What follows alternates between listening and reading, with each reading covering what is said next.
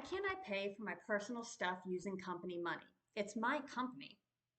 I've gotten some version of this question more times than I can count. And when I explain why commingling business and personal funds or treating your corporate operating accounts like it's your personal piggy bank is a bad idea, the response is often genuine surprise and confusion.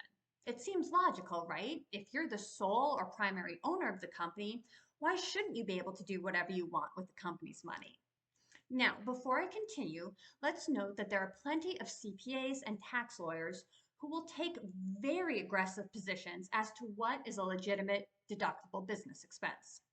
For simplicity's sake, we're going to stay away from those gray areas today.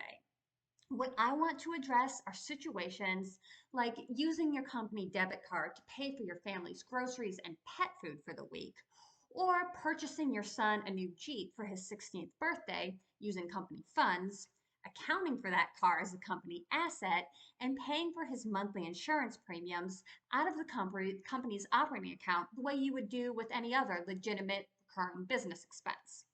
Now, barring exceptional circumstances, like if your son works for the family business full time and makes daily deliveries of company products out of the back of that Jeep, this is typically a bad idea.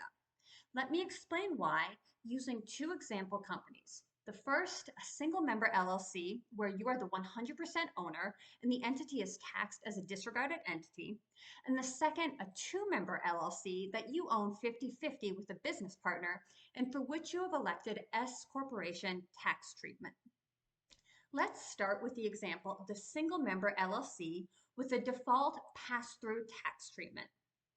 Since this LLC is a disregarded entity for tax purposes, it's tempting to think that because the income flows directly to you, the company's funds can be used interchangeably with your personal finances. However, even in this case, it is important to keep your personal and business transactions separate. First, consider legal protection or piercing the corporate veil. One of the main reasons to form an LLC instead of just operating as a sole proprietor is to limit your personal exposure to the company's debts or obligations in the event of a lawsuit.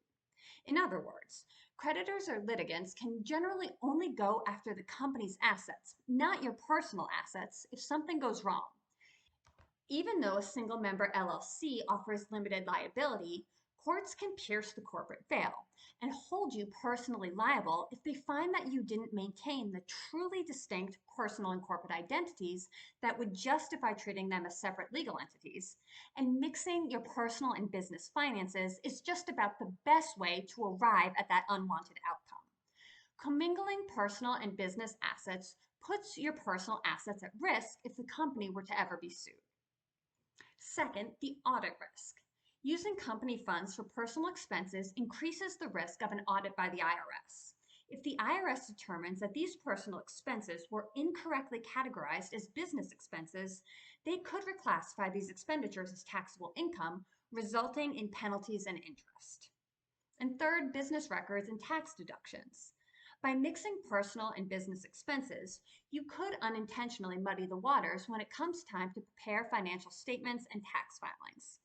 This could lead to missed tax deductions or inaccuracies that could become problematic down the road.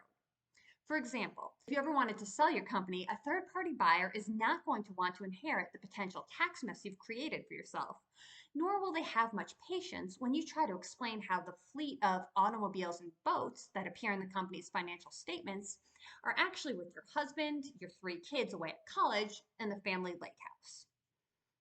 Let's move on to the example of a two-member LLC taxed as an S corporation. For multi-member LLCs, and especially those that have elected S corporation status, the risks of this behavior are even greater. First, let's talk about breach of fiduciary duty. Since this hypothetical company has 2 members, you have a fiduciary duty to your business partner to act in the best interests of the company. Using company funds for personal expenses could be considered a breach of that duty, potentially leading to legal issues with your business partner.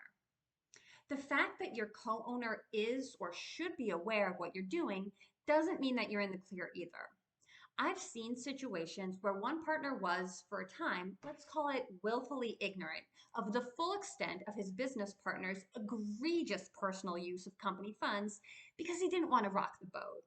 But there eventually was a tipping point, and then that turned into a full blown dispute. Remember, if you've agreed in writing to a 50-50 split of profits, but you're moving company funds into your personal accounts or using them for your personal benefit prior to when profits are determined, you are getting more than your fair share, and your partner has every right to be angry. Next, tax consequences. The questions of breach of duty are true for any multi-owner corporation, partnership, or LLC. But for entities that have made an S election, there are also tax considerations. S corporations have strict rules about distributions and salaries. Using company funds for personal expenses without proper documentation can lead the IRS to reclassify those withdrawals as salary. This could result in additional payroll taxes, penalties, and interests. Even more is the loss of the S corporation status. Improper financial practices can jeopardize your S corporation status. If the IRS finds that the company is not operating in compliance with the rules for S corporations, you could lose the tax benefits associated with that status, which would be costly for both you and your business partner. This is especially a concern under this company accounts as your personal piggy bank scenario, when the funds are being directly transferred or withdrawn as cash to your individual account. For S corporations, distributions are supposed to be pro rata in accordance with each owner's respective ownership interest. So when one owner is secretly wiring money into his personal account and classifying it as a distribution, the resulting differential distributions will raise red flags with the IRS. Keeping finances separate protects you. In all these cases, it's crucial to draw a clear line between personal and business finances.